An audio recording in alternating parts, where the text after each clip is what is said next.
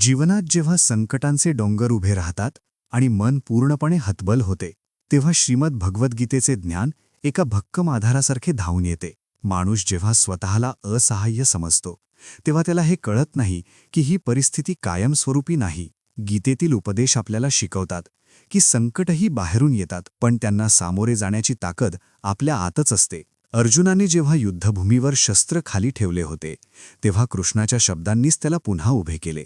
जर आपण हे ज्ञान केवळ वाचले नाही तर ते आचरणात आणले तर आपल्या विचारांची दिशा बदलते. हे ज्ञान आपल्याला संकटात शांत राहायला आणि प्रत्येक आव्हानाकडे एक संधी म्हणून पाहायला शिकवते. ज्या क्षणी तुम्ही गीतेतील विचारांना आपलेसे करता त्या क्षणापासून तुमच्या जीवनात सकारात्मक बदलाची सुरुवात होते. वेळेचा आदर न करणारा माणूस आयुष्य वाया घालवतो. वेळ ही या जगातील सर्वात मौल्यवान आणि मर्यादित गोष्ट आहे. जो माणूस वेळेचे महत्त्व जाणत नाही तो अप्रत्यक्षपणे स्वतःच्या आयुष्याचा अपमान करत असतो. आपण अनेकदा वेळ नाही किंवा नंतर करू अशी कारणे देतो, पण सत्य हे आहे की आपण वेळेचा अपव्यय करत असतो. वेळ म्हणजे केवळ घड्याळाचे काटे नव्हे तर ते तुमचे जीवन आहे. गेलेला क्षण पुन्हा कधीच परत येत नाही. जो आपले आजचे काम उद्यावर ढकलतो तो प्रगतीच्या शर्यतीत मागे पडतो. वेळेचा आदर करणे म्हणजे शिस्तबद्ध जीवन जगणे. जर तुम्ही वेळेला किंमत दिली नाही तर वेळ तुमची किंमत शून्य करून टाकते. आयुष्यात काहीतरी मोठे साध्य करायचे असेल तर वेळेचे नियोजन करा आणि प्रत्येक क्षणाचा सदुपयोग करा. जसे अन्न तसे मन आणि बुद्धी बनते. आपल्या शास्त्रात अन्नाला पूर्ण ब्रह्म मानले गेले आहे, कारण आपण जे खातो त्याचा थेट परिणाम केवळ आपल्या शरीरावरच नाही तर आपल्या विचारांवर आणि बुद्धीवरही होतो. सात्विक आहार जो शुद्ध, शाकाहारी आणि प्रेमाने बनवलेला असतो तो मनामध्ये सत्व गुणांची वाढ करतो. यामुळे विचारांमध्ये स्पष्टता येते, राग कमी होतो आणि मन शांत राहते.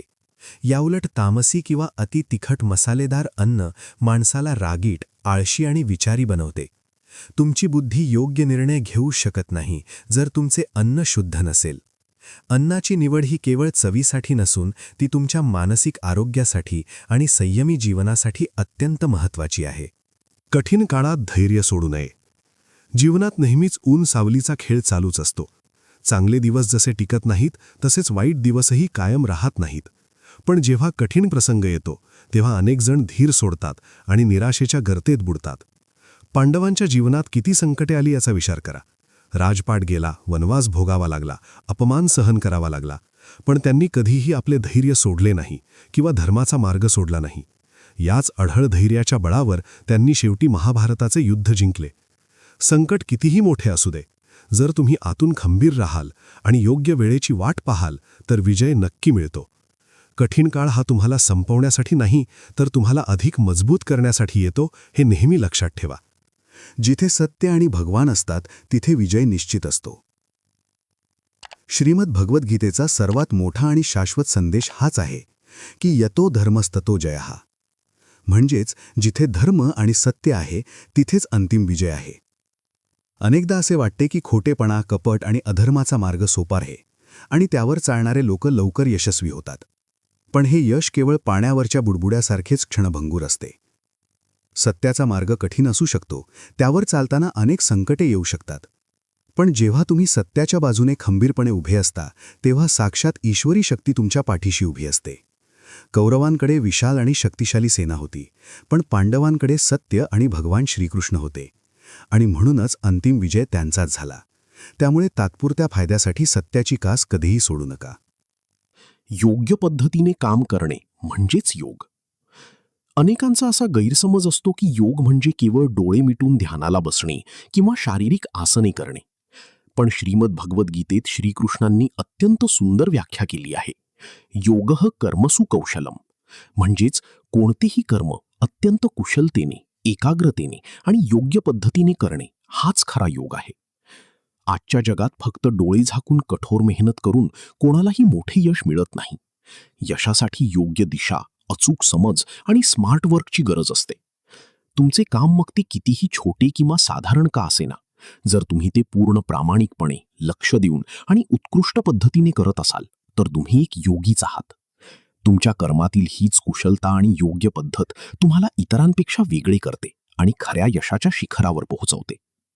कुणाचं मन दुखवू नये. आपले शब्द आणि कृती या बाणासारख्या असतात. ज्या एकदा हातातून सुटल्या की त्या कधीच मागे घेता येत नाहीत. म्हणूनच कधीही जाणून बुजून कुणाचेही मन दुखवू नये किंवा कुणाचा अपमान करू नये. तुम्ही एखाद्याला दिलेला शारीरिक त्रास किंवा मार कदाचित तो विसरेलही, पण शब्दांनी आणि अपमानाने दिलेली जखम आयुष्यभर माणसाच्या मनात घर करून राहते. निसर्गाचा आणि कर्माचा नियम अतिशय सोपा आणि कठोर आहे. तुम्ही जे पेराल तेच उद्या उगवेल. जर तुम्ही आज दुसऱ्याच्या डोळ्यात पाणी आणले तर भविष्यात तुम्हालाही नक्कीच त्याच दुःखातून जावे लागेल. कुणाचाही तळतळाट किंवा श्राप घेऊन कोणीही जीवनात कधीच सुखी आणि यशस्वी होऊ शकत नाही. त्यामुळे प्रत्येकाशी प्रेमाने आणि आदराने वागा. अति आसक्ती दुःखाचे कारण बनते. जगात कोणत्याही व्यक्तीवर, वस्तूवर किंवा पदावर असलेली अति आसक्ती, मोह हीच माणसाच्या दुःखाचे सर्वात मोठे कारण असते. आपण ज्याच्यावर सर्वात जास्त प्रेम करतो किंवा ज्या गोष्टीला सर्वात घट्ट धरून ठेवण्याचा प्रयत्न करतो, तीच गोष्ट किंवा व्यक्ती आपल्याला सर्वात जास्त वेदना देते. कारण आसक्तीमुळे अपेक्षा वाढतात आणि जेव्हा त्या अपेक्षा पूर्ण होत नाहीत तेव्हा मन प्रचंड दुखावले जाते. श्रीमद भगवद्गीतेत श्रीकृष्णांनी निष्काम कर्म आणि अलिप्ततेचा उपदेश दिला आहे. कमळाचे पान जसे पाण्यात राहूनही कोरडे असते, तसे आपण संसारात राहूनही मोहापासून दूर राहायला शिकले पाहिजे. प्रेम नक्की करा, जबाबदाऱ्या पार पाडा, पण त्यात स्वतःला हरवून बसू नका. कारण कोणत्याही गोष्टीचा अतिरेक आणि अवाजवी मोह शेवटी माणसाला दुःखाच्याच खाईत ढकलतो.